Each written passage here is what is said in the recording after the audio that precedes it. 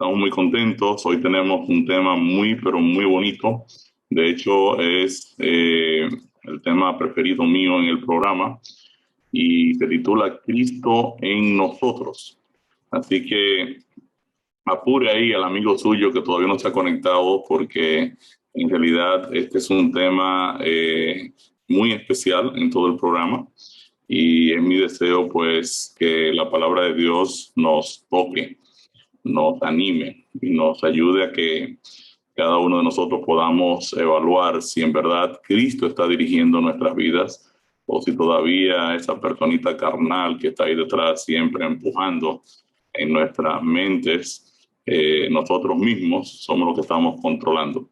Así que el tema de esta noche pienso que será muy interesante para cada uno de nosotros y a mí siempre que tocamos este tema pues yo aprendo algo nuevo en los textos bíblicos que están presentados aquí. Así que es mi deseo que cada uno de ustedes también sea fortalecido esta noche. Antes de orar, tenemos siempre un verso que está relacionado con la oración. Vamos a pedirle a Génesis que nos ayude a leer en la Biblia del Peregrino, en este caso, Lucas 18:1. Hace falta orar siempre sin cansarse. Hace falta orar siempre sin cansarse. La versión tradicional que quizás ustedes conocen dice orad sin cesar. Pero esta está un poquito arreglada y más o menos dice lo mismo. Testimonio para la Iglesia, tomo 4, página 531, nos dice: Dios no siempre contesta nuestras oraciones de la manera que esperamos, porque puede ser que no pidamos lo que sería para nuestro mayor bien, pero en su amor y sabiduría infinitos nos dará aquellas cosas que más necesitamos. O sea, Dios no nos da lo que esperamos, más bien nos da lo que necesitamos. Así que no nos impacientemos. A veces yo puedo creer que lo que yo necesito en realidad no es eso para Dios, sino que es otra cosa. Y el Señor va a siempre a proveernos lo que va a asegurar nuestra salvación, lo que no la va a poner en riesgo. Y muchas veces muchas veces pedimos. Siempre me da gracia de cuando mis hijos me piden cosas que yo sé que se van a perjudicar y entonces ellos quizás no lo comprenden en este momento porque no tienen la madurez, no tienen la capacidad para realmente manejar lo que están pidiendo. Entonces, así mismo funciona Dios con nosotros. Él siempre nos va a dar aquella cosa que más necesitamos, no necesariamente la que nosotros esperamos. Así que pídele al Señor que Él es más sabio que nosotros. Así le pido a cada uno de ustedes que nos acompañe en oración para dar inicio al tema de esta noche. Querido Padre bueno, te damos gracias por tu palabra, gracias porque tú nos permites cada noche abrirla y sacar las grandes lecciones que tú tienes para compartir con cada uno de nosotros. En esta noche especial, oh Dios, en el nombre de Jesús, yo pido la presencia de tu Santo Espíritu en medio nuestro. Bendícenos, oh Dios, guíanos, oh Padre querido, perdona nuestros pecados. En el nombre de Jesús yo te pido que una doble porción de tu Santo Espíritu se mueva en medio de cada uno de nosotros. Bendice cada hermano que está participando de este programa, ya sea los que se conectan de forma directa en esta plataforma como los que verán este programa de manera diferida. Yo quiero pedirte, oh Dios, que tu presencia habite en cada uno de ellos, que tu Santo Espíritu pueda darles sabiduría y puedan tener las maravillosas lecciones que tú nos presentas de cómo ser exitosos en la vida cristiana. Ayúdanos, oh Dios, en esta noche, ayúdanos a discutir tu palabra de forma sabia, de forma que sea relevante en la vida de cada uno de nosotros. Bendice cada familia aquí representada, los hermanos que aún no han llegado, apúrales el paso. Y nos ponemos, oh Dios, en tu presencia en esta hora, en el nombre de Jesús. Amén. Bien, tenemos algunos objetivos en el tema de esta noche. Vamos a enseñar que el Espíritu Santo produce rectitud en nosotros y nos guía hacia la obediencia a la ley de Dios. Vamos a mostrar también que por medio de la obediencia, el Espíritu Santo trae la presencia del Padre y del Hijo a nuestras vidas. Vamos a enseñar también que la obra terminada del Espíritu Santo es plasmar el carácter de Cristo en nosotros. Y vamos a enseñar la justificación, el concepto de justificación sobre la base de nosotros en Cristo y el proceso de santificación sobre la base de Cristo en nosotros. Así que hoy tenemos un plato fuerte, vamos a estar viendo algunos conceptos interesantes y el texto ancla para esta noche se va a encontrar en Colosenses 1:27 que nos dice: a quienes Dios quiso dar a conocer las riquezas de la gloria de este misterio entre los gentiles, que es Cristo en vosotros, la esperanza de gloria. Bien, vamos a ver ese texto en un momentito, el concepto Cristo en nosotros. Hasta ahora, pues, hemos visto cómo nuestro problema fundamental, el pecado, nos afecta, cómo está estructurado el Evangelio para contrarrestar la severidad del pecado. Y hemos visto algunos ya, hemos adelantado en algunos conceptos. Iniciamos el programa diciendo que la muerte y el pecado nos afectan. Son dos flagelos de los cuales no podemos librarnos. Estamos lamentablemente comprometidos aquí.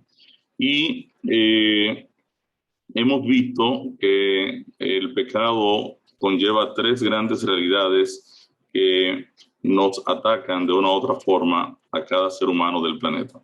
El pecado está presente en nosotros desde el mismo momento de nuestra concepción. El pecado nos gobierna y nos esclaviza. Y finalmente el pecado nos culpa y nos condena. Y es por eso que cada ser humano del planeta necesita un salvador, necesita alguien que les resuelva esta situación. Necesita urgentemente que lo saquen de este problema llamado pecado. Y vimos esos tres conceptos en las palabras iniquidad, transgresión y pecado. Vimos también las funciones de la ley de Dios. Sus dos funciones básicas son señalar el pecado y guiarnos a Cristo para ser justificados. En otras palabras, cuando estudiamos los 10 mandamientos, decíamos que los 10 mandamientos son una réplica del carácter de Dios. Cuando Dios nos da su ley, nos la da con el objetivo de que precisamente nos demos cuenta de lo difícil o lo casi imposible que es obedecerla. En otras palabras, lo que Dios me está diciendo cuando me da su ley es: Ricardo, así soy yo y así es que yo quiero que tú seas. Entonces, obviamente, un ser humano pecador le va a decir al Señor: pero Señor, ¿cómo tú pretendes que yo sea como tú? Un Dios santo, inmaculado, que el pecado, pues obviamente no peca.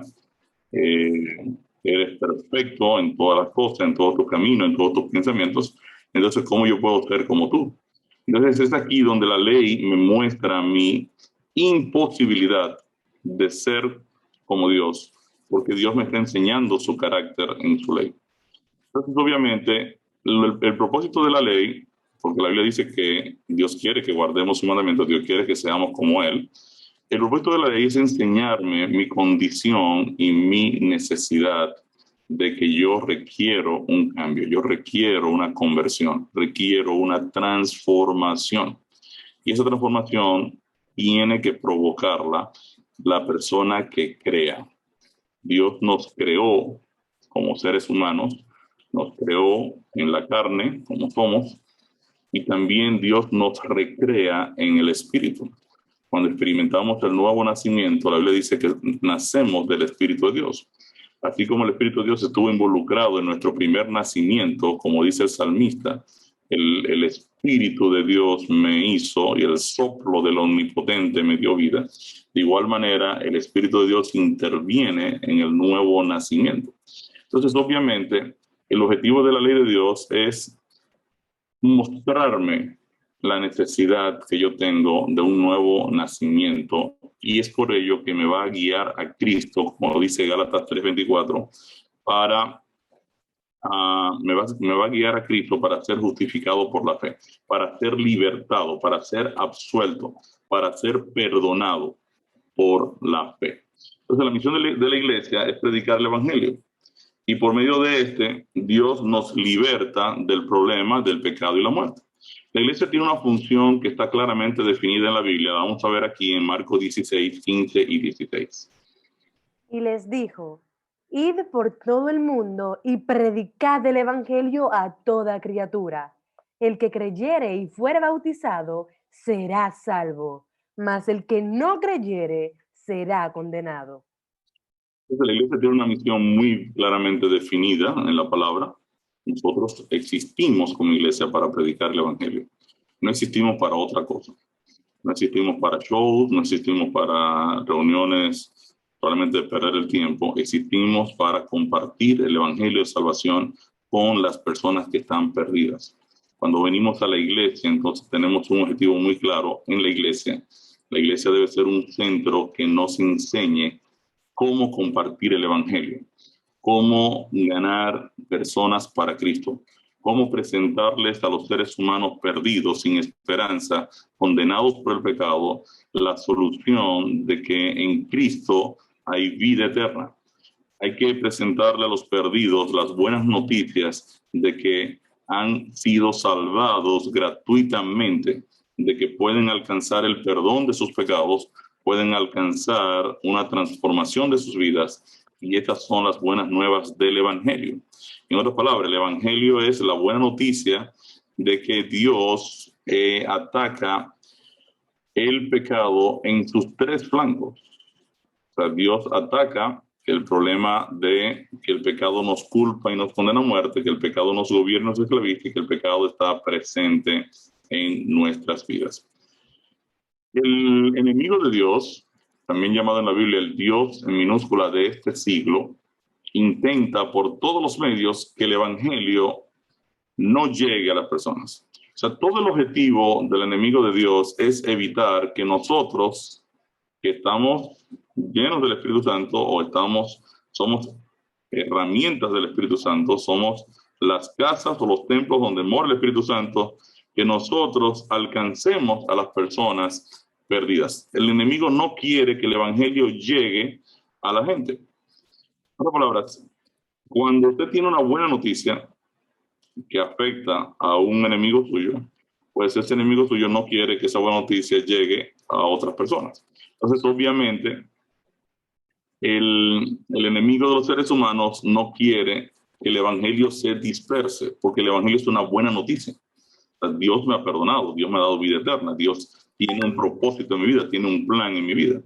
Entonces, el enemigo trabaja para evitar que el evangelio llegue.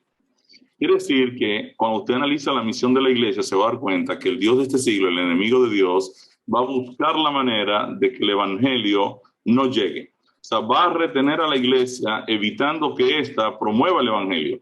Y la va a mantener en cualquier cantidad de cosas, entretenimiento, programas, picnics y cualquier cantidad de cosas, para evitar que el evangelio sea predicado. Miren qué dice 2 Corintios 4, 3 y 4. Pero si nuestro evangelio está aún encubierto, entre los que se pierden está encubierto, en los cuales el Dios de este siglo cegó el entendimiento de los incrédulos para que no les resplandezca la luz del evangelio de la gloria de Cristo, el cual es la imagen de Dios. Es interesante. O sea, dice el apóstol Pablo que si nuestro evangelio está oculto, está encubierto, va a estar encubierto para los que se pierden.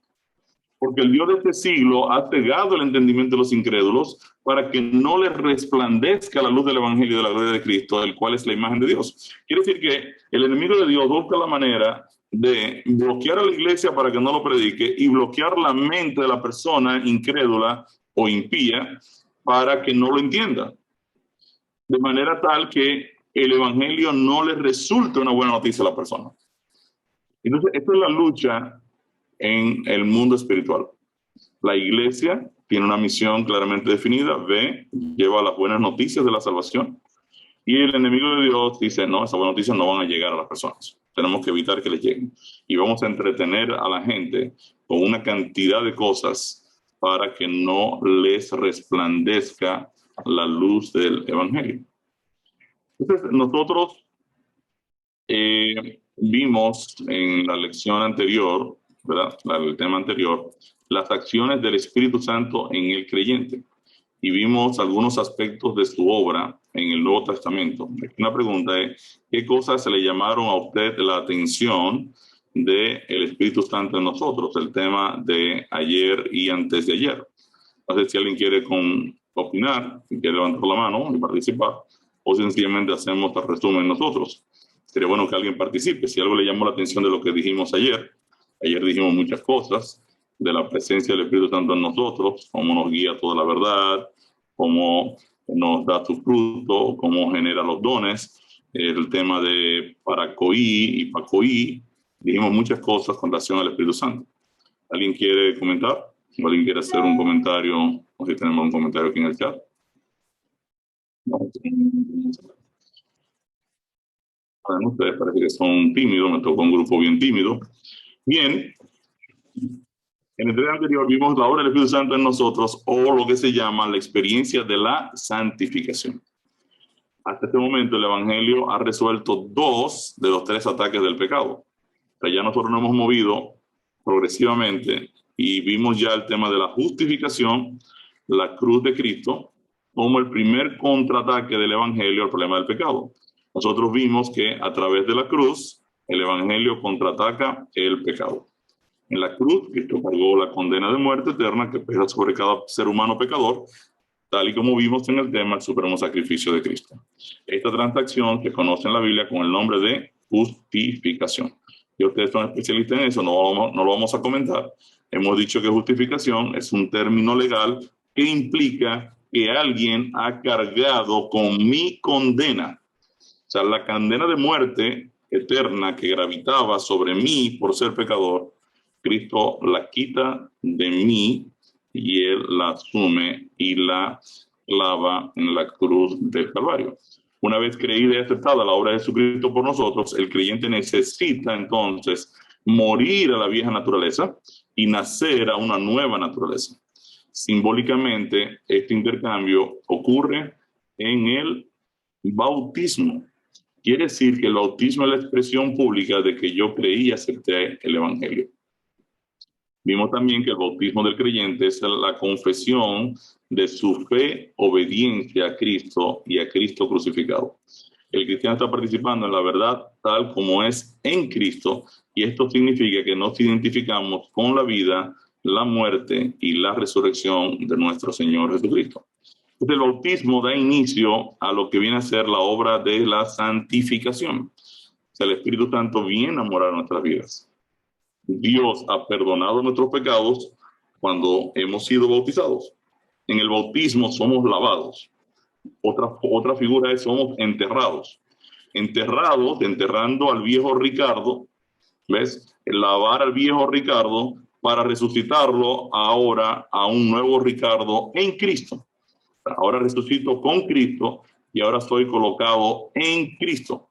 Recuérdense que el texto que vimos de Gálatas 1:27 que decía, porque todos los que son bautizados en Cristo Jesús, de Cristo están revestidos.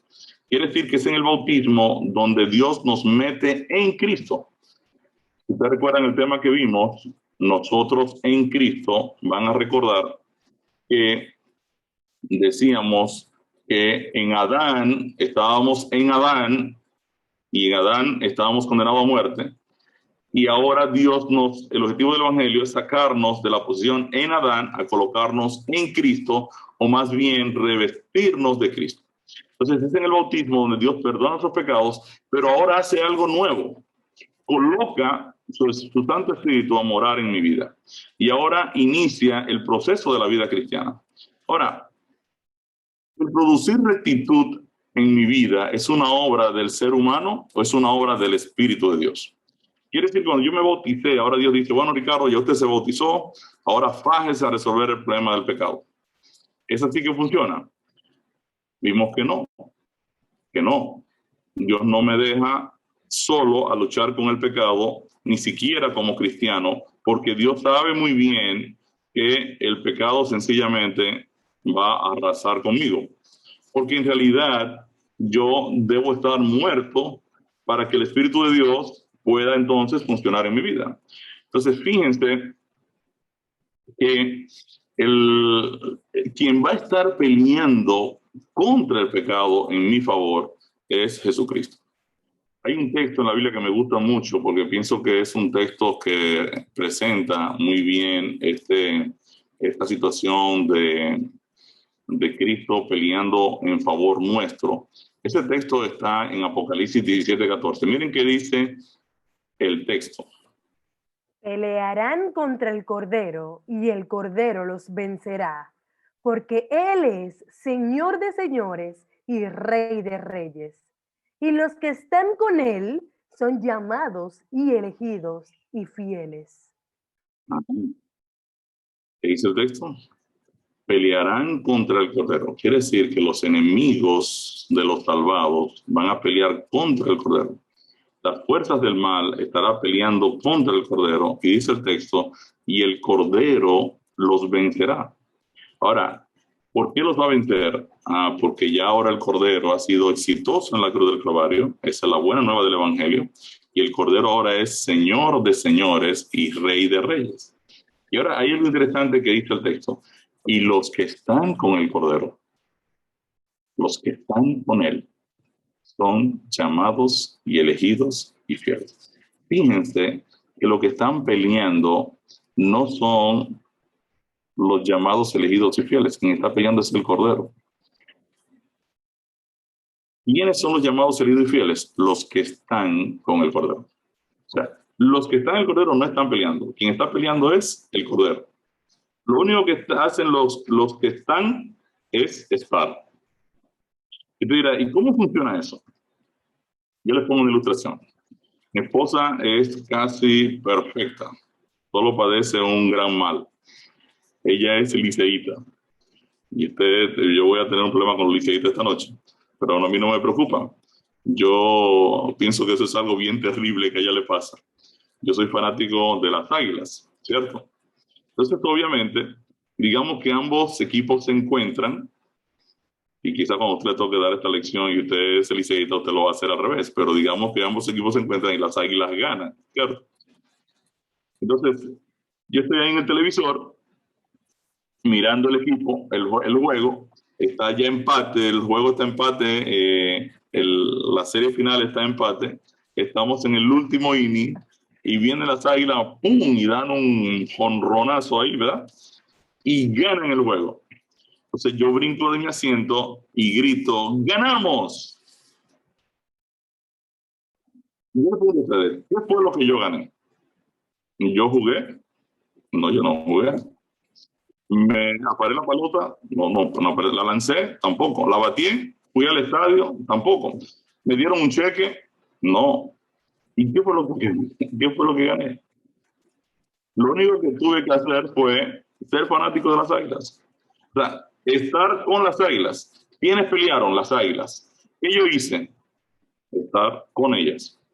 O sea, ser un fanático de ellas. Entonces, lo que Apocalipsis 7:14 me está diciendo es que en la experiencia cristiana, lo que yo debo procurar es estar con el Cordero.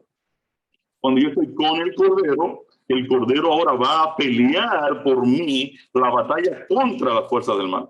El Cordero va a pelear en mi favor la batalla contra el problema del pecado. Yo me aseguro de ser un fanático del Cordero, estar con el Cordero, de ser guiado por el Cordero, pasar tiempo con el Cordero.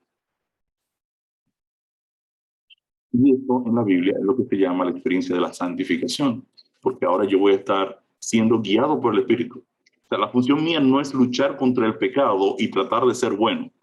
La función mía es pasar tiempo con el Espíritu de Dios, pasar tiempo con nuestro Señor Jesucristo, pasar tiempo en el estudio de tu palabra, pasar tiempo en la testificación, pasar tiempo con Él.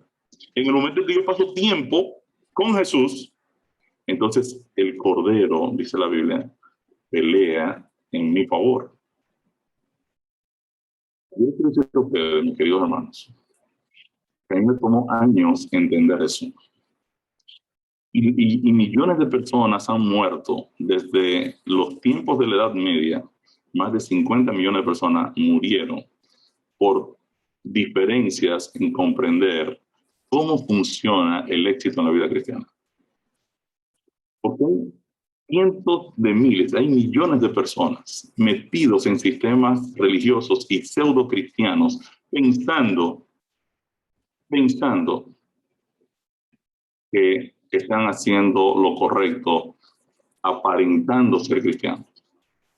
No porque yo voy a la iglesia, no porque yo todos los fines de semana estoy ahí, no porque yo levanto los brazos, no porque yo lloro. Y eso se llama un legalismo, porque yo estoy confiando en mis obras para sentirme justificado cuando en realidad en todo el resto de la semana yo estoy viviendo como una persona carnal. Estoy desconectado de Cristo. No tengo una relación con Jesús, no estudio su palabra, no paso tiempo con Él, no predico, no oro. Entonces, obviamente, yo tengo una desconexión de no andar con el Espíritu de Dios. Ahora, yo pretendo ser cristiano porque semanalmente, ya yo le pagué al Señor. Ya yo fui a la iglesia, ya yo incluso le di un dinero, yo hice esto. Y entonces, tenemos ahora mismo una gran cantidad de personas que creen que son cristianos, pero quien lo está gobernando no es el Espíritu de Dios, sino el pecado.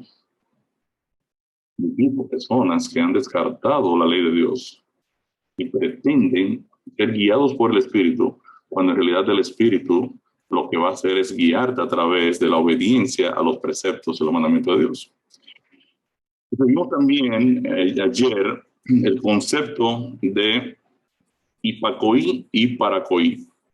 Y decíamos, estas son dos palabras claves. Leímos la primera parte de Romanos 5:19 que dice, Porque así como por la desobediencia de un hombre, los muchos fueron constituidos pecadores, para coí, desobediencia para coí. Así como el parar de oír de Adán provocó que todos termináramos siendo pecadores, eso es lo que me está diciendo el texto. El texto me está diciendo, cuando Adán pecó, entonces nos arrastró a todos al problema del pecado. Ahora, lo contrario de lo que hizo Adán es lo que hace Cristo en la segunda parte del texto. así también por la obediencia de uno, los muchos serán constituidos justos. Correctamente. Entonces, la obediencia de Cristo provocó entonces que su justicia esté disponible para justificarme. Por eso es que el Espíritu Santo va a convencer de pecado, me convence primero de que estoy perdido, de que soy un pecador, de que no vivo en armonía con la ley de Dios, con el carácter de Cristo. Y entonces una vez me convence de pecado, me provee ahora la justicia de Cristo. Y me dice, mira, la obediencia de Cristo, su vida perfecta, su sacrificio perfecto, agradó al Padre y te cubre si tú por la fe lo aceptas. O sea, si tú crees en eso, entonces Dios aplique esa justicia a tu vida. La hipacoí. Cristo dice, Padre, no se haga mi voluntad sino la tuya. Cristo se somete a la voluntad. Quiere decir que obedecer es yo dejar a un lado mi voluntad y permitir al Espíritu de Dios actuar con su voluntad, que es sencillamente la que está escrita en la palabra, porque el Espíritu Santo es quien inspiró la Biblia. Yo debo conocer la Biblia, porque si yo quiero conocer la voluntad del Espíritu de Dios, debo conocer la palabra que le inspiró. O sea, yo no puedo pretender ser un creyente que no estudia la palabra, porque si no estudio la palabra, entonces sencillamente no voy a conocer qué es lo que el Espíritu quiere hacer. Entonces, los impíos o incrédulos serán convencidos por el Espíritu Santo a través de la vida de los creyentes, de su condición pecaminosa y de la buena noticia del Evangelio. Entonces, quienes son utilizados por el Espíritu de Dios para que los perdidos alcancen la salvación son los creyentes. Porque los creyentes llenos del Espíritu de Dios van a ser instrumentos de justicia, lo que dice el texto que leímos. Ahora el creyente es un instrumento de promover la justicia de Cristo, la justicia salvadora de Cristo, y decirle al mundo pecador, ustedes están perdidos, ustedes necesitan este Salvador que les ofrece vida eterna y el perdón de sus pecados. 1 Corintios 6, 9 y 10 hace una lista de las personas que obviamente tienen que ser confrontados. ¿No sabéis que los injustos no heredarán el reino de Dios? No erréis, ni los fornicarios, ni los idólatras, ni los adúlteros, ni los afeminados, ni los que se echan con varones, ni los ladrones, ni los avaros, ni los borrachos, ni los maldicientes, ni los estafadores heredarán el reino de Dios. Yo no tengo que ser un teólogo para ver esta foto aquí y saber quiénes son los que están incluidos acá. O sea, yo pienso que no hay que ser especialista en teología para entender la lista. Y el texto es muy claro, dice, no heredarán el reino de Dios. No lo van a hacer. Esas personas necesitan ser confrontados de su pecado, necesitan entender que han caído de la posición de salvación. Ellos son pecadores, necesitan una nueva conversión, necesitan un nuevo nacimiento, necesitan un arrepentimiento. Tienen que cambiar la dirección que llevan de sus egos, de sus yoes, la posición de ser guiados por el Espíritu de Dios, rendirse a la cruz de Cristo. De estos no arrepentirse, dice el texto, no heredarán la vida eterna. Entonces, en este estudio analizaremos el objetivo final de la obra del Espíritu Santo en nosotros. Y la obra final del Espíritu Santo en nosotros es traer la presencia de Cristo a nuestras vidas y plasmar su carácter en cada creyente. Y este es el tema que vamos a ver hoy. En el tercer estudio de esta serie, nosotros analizamos la frase "en Cristo", que el apóstol Pablo tanto utiliza en sus escritos. Recordemos algunos de los versículos. Antes, sed benignos unos con otros, misericordiosos, perdonándoos unos a otros, como Dios también os perdonó a vosotros en Cristo, conforme al propósito eterno que hizo en Cristo Jesús, nuestro Señor, en quien tenemos seguridad y acceso con confianza por medio de la fe en Él.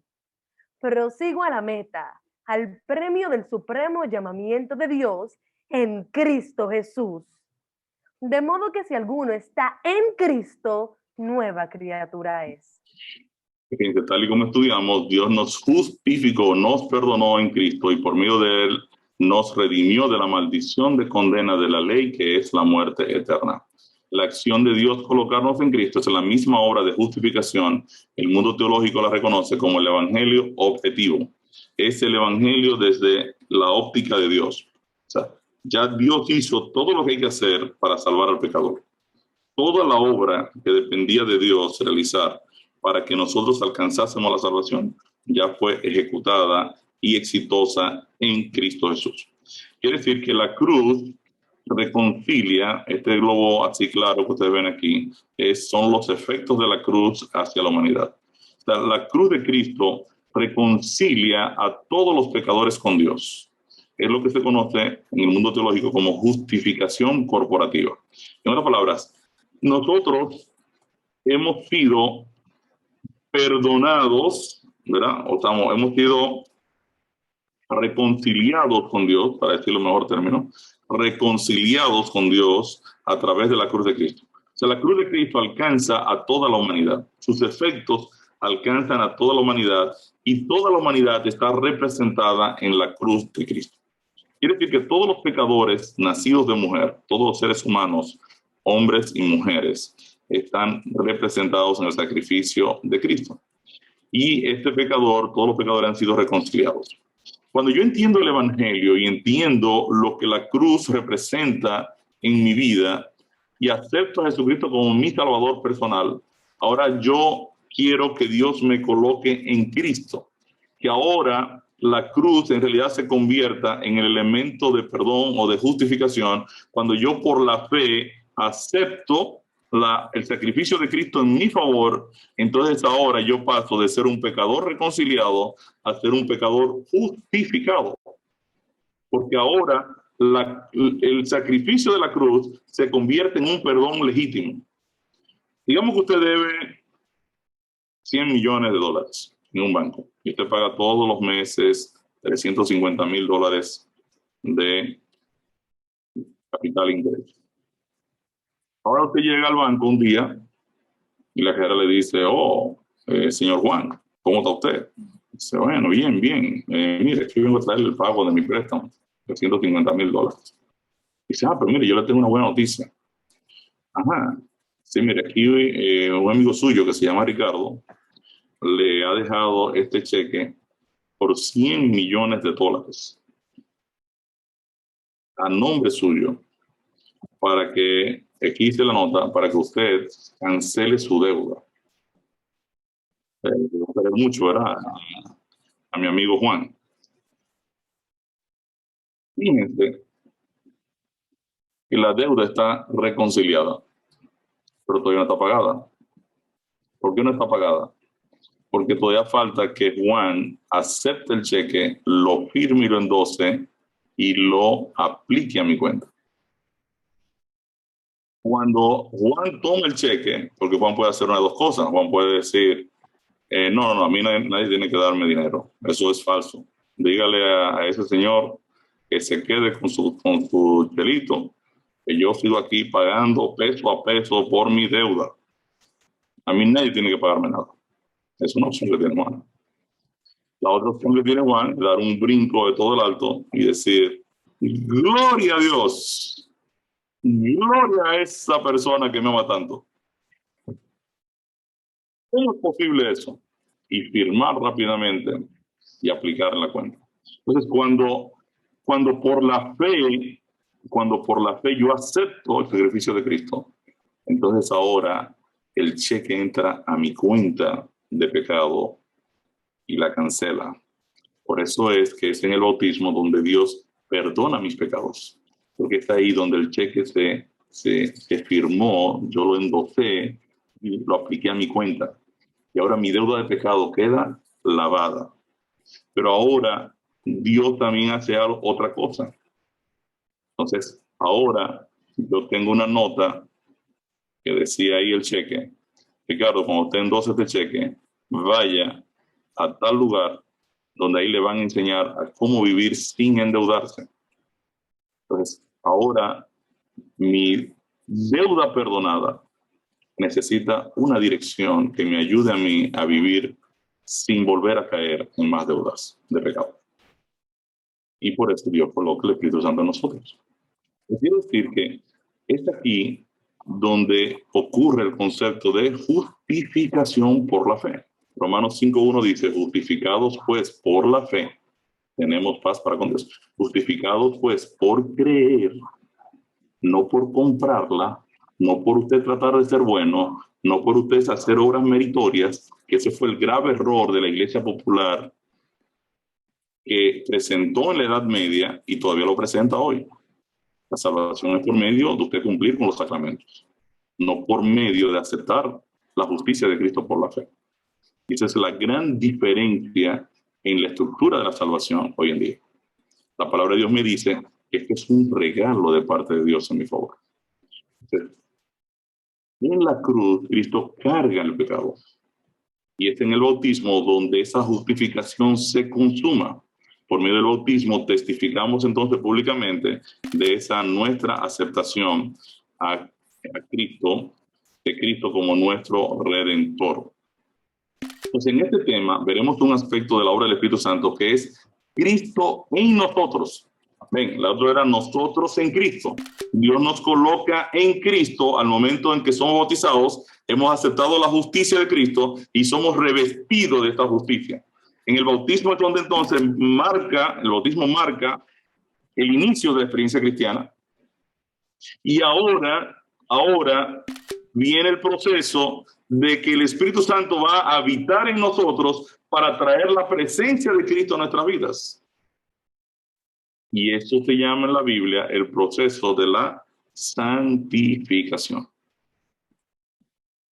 Esta obra de santificación del Espíritu de Dios en nosotros se le conoce en el mundo teológico como el evangelio subjetivo. O sea, el evangelio desde la perspectiva nuestra. O sea, una cosa es lo que Dios hace por mí y otra cosa ahora es cómo yo veo el evangelio y ahora cómo yo lo acepto por la fe y ahora el Espíritu de Dios comienza a actuar en mi vida. Yo soy el cuerpo. Lea Colosenses 1:27. Qué importante declaración sobre la obra de Dios en nosotros hace el apóstol Pablo. Colosenses A 1:27. quienes Dios quiso dar a conocer las riquezas de la gloria de este misterio entre los gentiles. Cristo de gloria. Si te escuchó muy mal, déjame yo entonces comentarlo aquí porque parece que se falló ahí la señal de internet. A quienes Dios quiso dar a conocer las riquezas de la gloria de este misterio entre los gentiles, que es Cristo en vosotros, la esperanza de gloria. Entonces, qué importante declaración sobre la obra de Dios en nosotros hace el apóstol Pablo. El apóstol Pablo presenta como un misterio la obra de Dios en nosotros, que es colocar a Cristo en nuestros corazones. Gloria a Dios. Dice, lea 2 de Pedro 1, 3 y 4. De acuerdo a la palabra, ¿de qué somos partícipes los nuevos creyentes? Como todas las cosas que pertenecen a la vida y a la piedad, nos han sido dadas por su divino poder, mediante el conocimiento de aquel que nos llamó por su gloria y excelencia, por medio de las cuales nos ha dado preciosas y grandísimas promesas, para que por ellas llegaseis a ser participantes de la naturaleza divina, habiendo huido de la corrupción que hay en el mundo a causa de la concupiscencia. Entonces, de acuerdo a la palabra, ¿de qué somos partícipes? Cuando nosotros aceptamos a Jesucristo como nuestro Salvador personal, ahora Dios nos hace partícipes en la naturaleza divina. Recuérdense que antes éramos carnales, ahora vamos a pasar a ser espirituales. Antes no teníamos una dinámica espiritual. Antes el Espíritu de Dios no nos guiaba, ahora el Espíritu de Dios nos guía. Ahora vamos a ser partícipes de una naturaleza nueva. Antes éramos árboles espinosos y ahora vamos a cambiar de árbol a ser árboles mangosos, que producimos mangos. Entonces, obviamente, va a haber un cambio de naturaleza en la nueva experiencia de conversión. Entonces, el proceso de santificación es una transformación de naturaleza. Pasamos de una naturaleza carnal a ser partícipes de una naturaleza divina o espiritual. Según Romanos 8:9, ¿cómo se le llama al Espíritu de Dios?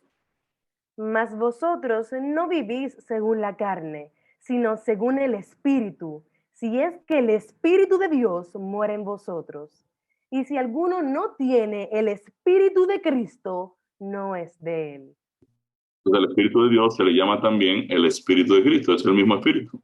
Es la misma persona. Es parte uno del Padre y del Hijo. Romanos 8:10, ¿quién mora en nosotros también por medio de su Espíritu que nos guía? Fíjense que Romanos 8:9, vamos a leerlo, Romanos 8:10, con el texto que acaba de leer a Génesis, pero vamos a leerlo juntos, Génesis, el 9 y el 10, para ver quién es que en realidad mora en nosotros también por medio del Espíritu que nos está guiando. ¿Quién va a venir a morar también con nosotros? Mas vosotros no vivís según la carne, sino según el Espíritu, si es que el Espíritu de Dios mora en vosotros. Y si alguno no tiene el Espíritu de Cristo, no es de él. Pero si Cristo está en vosotros, el cuerpo en verdad está muerto a causa del pecado, mas el Espíritu vive a causa de la justicia. ¿Quién va a venir a vivir también en nosotros a través de su Espíritu? Dice Cristo, si Cristo está en ustedes, fíjense, si en ustedes está el Espíritu de Dios, en ustedes también está el Espíritu de Cristo.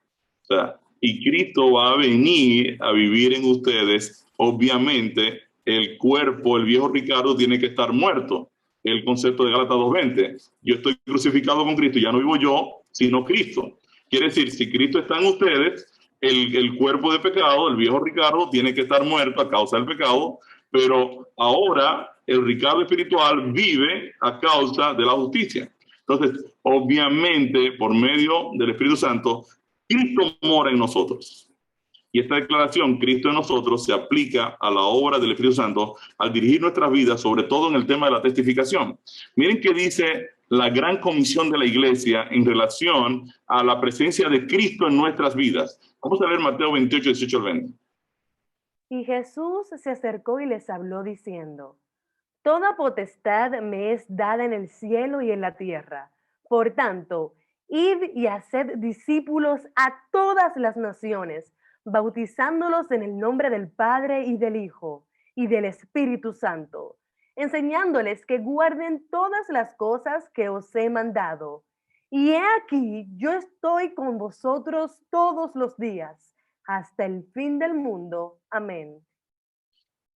¿Qué está diciendo Jesús aquí? Jesús está diciendo a su iglesia, vayan y hagan discípulos. Yo tengo ahora mismo toda la potestad, toda la autoridad, todo el poder del cielo y de la tierra. Mi Padre me lo ha dado. Vayan ahora a las naciones, hagan los discípulos, bautícenlos en el nombre del Padre, del Hijo y del Espíritu Santo, y enséñales que guarden toda la palabra. Y he aquí, yo voy a estar con ustedes.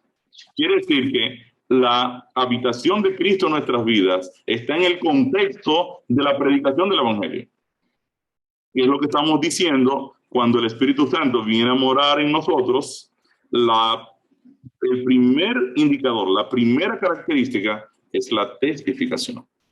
Cuando venga sobre ustedes el Espíritu Santo, ustedes van a testificar.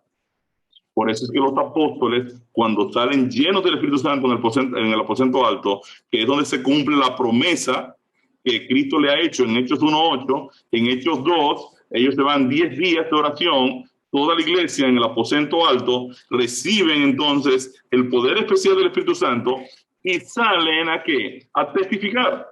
¿Y a quién le testifican? A todas las naciones que estaban en Israel en esa época de fiestas, que venían israelitas de todas las partes de los confines de la tierra, de diferentes idiomas, y ellos ahora salen con poder a testificar, ¿qué cosa? El Evangelio de Cristo. Quiere decir entonces que la presencia de Cristo en nosotros está dada en el contexto de cumplir con la gran comisión.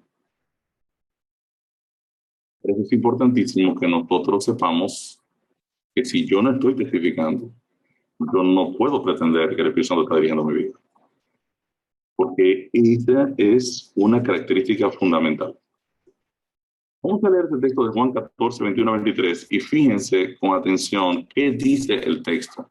¿Qué características se manifiestan en el creyente y quiénes en definitiva moran también en su corazón? Ya yo sé que en el creyente el Espíritu de Dios lo dirige. Ahora, ¿qué otras cosas pasan en la vida del creyente? Vamos a leer Juan 14, 21 a 23. El que tiene mis mandamientos y los guarda, ese es el que me ama. Y el que me ama será amado por mi Padre, y yo le amaré y me manifestaré a él. Le dijo Judas, no el Iscariote: Señor, ¿cómo es que te manifestarás a nosotros y no al mundo? Respondió Jesús y le dijo: El que me ama, mi palabra guardará, y mi Padre le amará, y vendremos a él y haremos morada con él. ¡Wow! Ese es el que está hablando aquí. Y dice, el que tiene mis mandamientos y los guarda, ese es el que me ama. Y el que me ama será también amado por mi Padre, y yo también le voy a amar y me voy a manifestar a él. Y ahora viene un discípulo y dice, ¿cómo es que tú te vas a manifestar a nosotros y no al mundo? Y ahora vuelve Jesús y le dice, el que me ama, mi palabra guardará, mi voluntad va a guardar, mis mandamientos va a guardar. Está en el contexto de los mandamientos, el que tiene mis mandamientos lo guarda. El que me ama, mi palabra guardará, y mi Padre le amará, y vendremos a él y haremos morada con él. Y yo digo, gloria a Dios. Cuando aceptamos la dirección del Espíritu, el fruto natural es la obediencia, y el resultado es que el Padre y el Hijo, junto al Espíritu de Dios, viven en el corazón del creyente. Y es por eso que somos participantes de la naturaleza divina.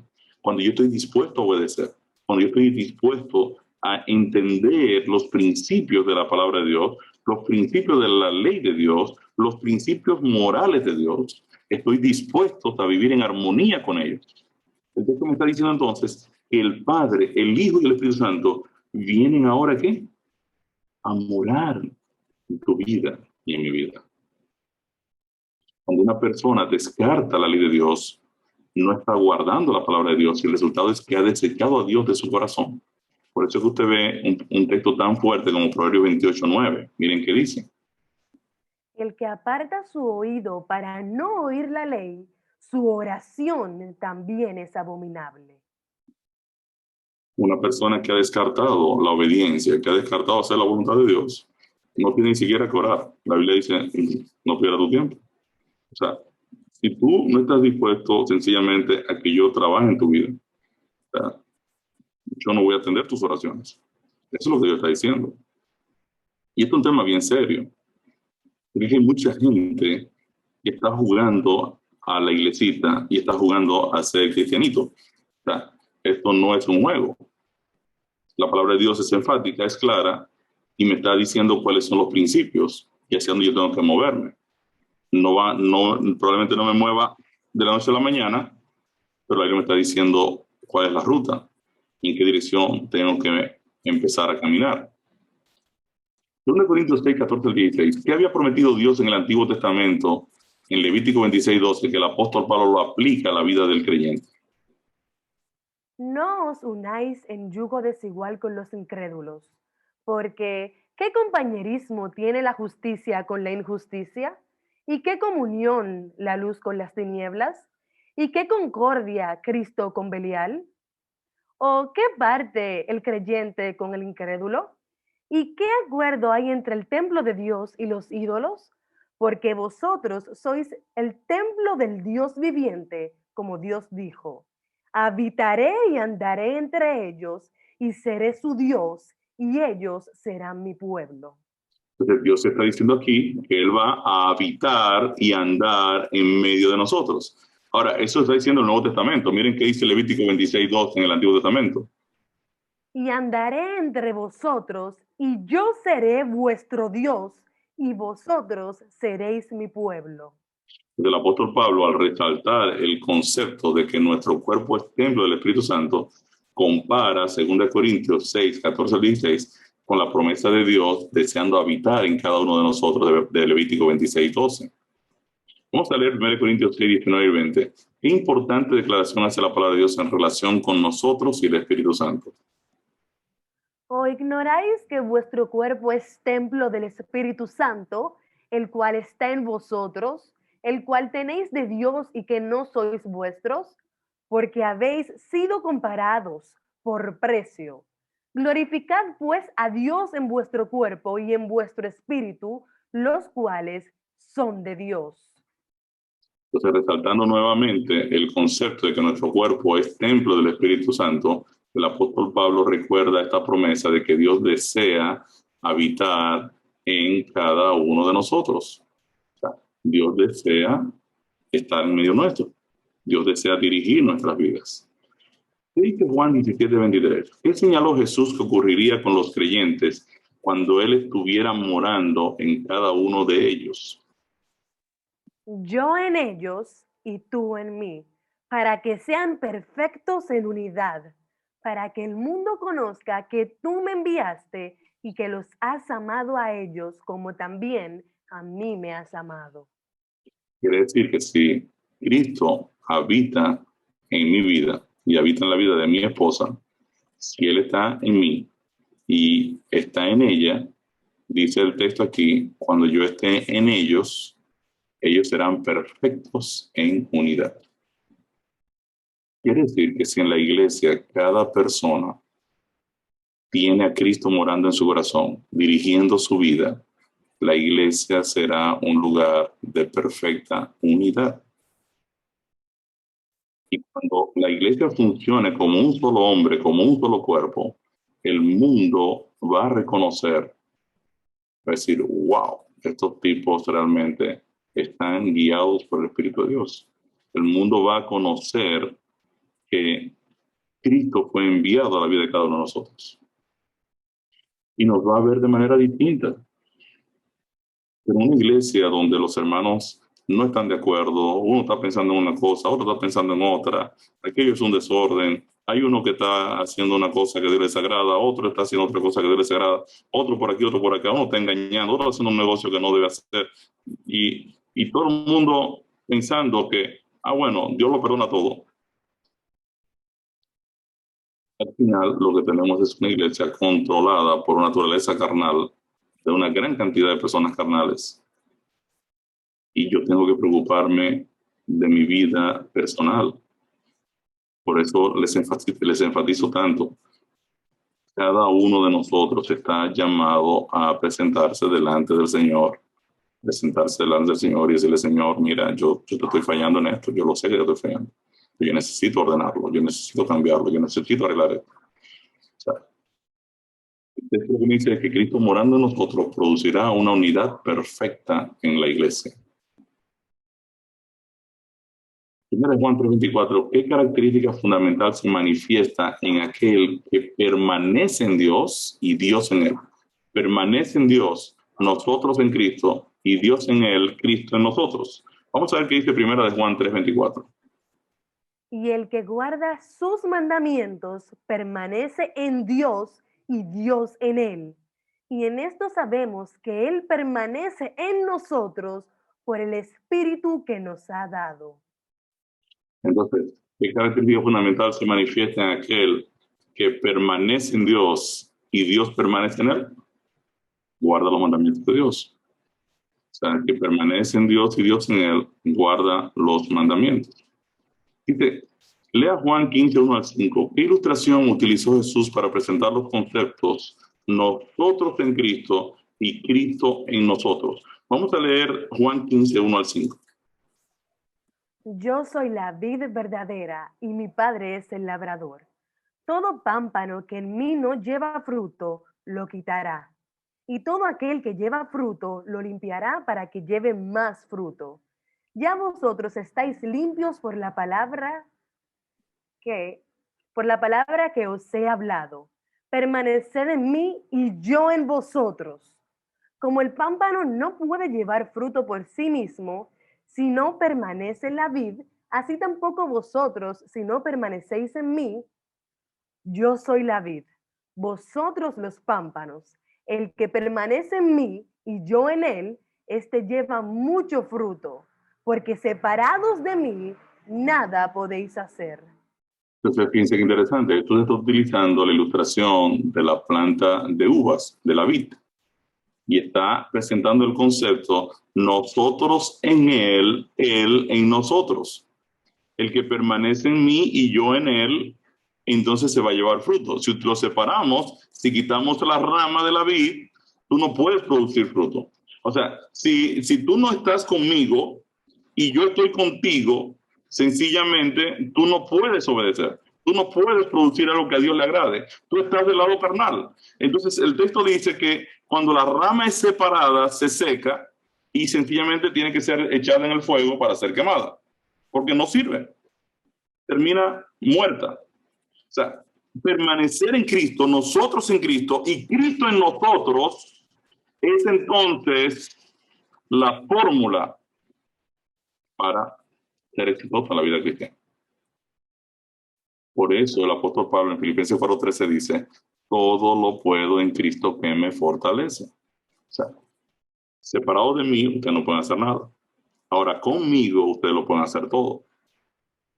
Entonces, permanecer en Cristo. Para explicar la íntima relación que cada creyente debe tener con Él, nosotros en Cristo, justificación, y Cristo en nosotros, santificación, Jesús utilizó el ejemplo de la vid y de sus ramas. Vamos a leer un texto más. 2 Corintios 3:16-18. ¿Cuál es el objetivo final de la obra del Espíritu Santo en nuestras vidas? Pero cuando se conviertan al Señor, el velo se quitará, porque el Señor es el Espíritu, y donde está el Espíritu del Señor, allí hay libertad. Por tanto, nosotros todos, mirando a cara descubierta como en un espejo, la gloria del Señor, somos transformados de gloria en gloria en la misma imagen como por el Espíritu del Señor. ¿Cuál es el objetivo final de la obra del Espíritu Santo en nuestras vidas? Nosotros nos convertimos los seres humanos en lo que contemplamos. Dice el texto, cuando ustedes estén mirando a cara descubierta como en un espejo la gloria del Señor, Ustedes serán transformados de gloria en gloria en la misma imagen de Cristo, como por el Espíritu del Señor. El objetivo final del Espíritu Santo es transformarnos hasta lograr que la misma imagen de Cristo se refleje en nosotros. Hay mucha violencia en el planeta. Dice, no, que la gente está muy violenta y todo por todo se irritan y matan a la mujer y matan a los hijos y hacen esto y hacen y hay jóvenes que están matando y disparando y que se ocupan. ¿Pero por qué está sucediendo esto? Porque usted se convierte en lo que contempla. Si yo tengo un niño jugando juegos de video de violencia 18 horas al día, ¿qué se va a producir en la vida de ese muchacho? Violencia. Para que una persona contemplando a Cristo la gran mayor parte de su vida, ¿en qué termina convirtiéndose? Se comienza a actuar como Cristo, porque tú terminas reflejando lo que contemplas. Los seres humanos así funcionamos. Así que vamos mañana a terminar este tema, Cristo en nosotros. Y vamos a ver entonces cómo entonces el Señor está, por un lado, nos está justificando y por el otro lado nos está santificando. Mientras por un lado nos está la justicia de Cristo cubriendo, por el otro lado el Espíritu de Dios de adentro hacia afuera está produciendo en nosotros una obra de transformación para que Cristo pueda ser reflejado en nuestras vidas. Yo digo gloria a Dios por eso. Porque entonces el Evangelio lo que me está diciendo es que Dios está tomando en serio mi salvación y no me está dejando solo en el proceso de yo alcanzar la salvación. Por eso el Espíritu Santo se convierte en las arras, en la garantía, en el aval de mi salvación eterna. Amén. Así que mañana concluimos este tema, Cristo en nosotros. George.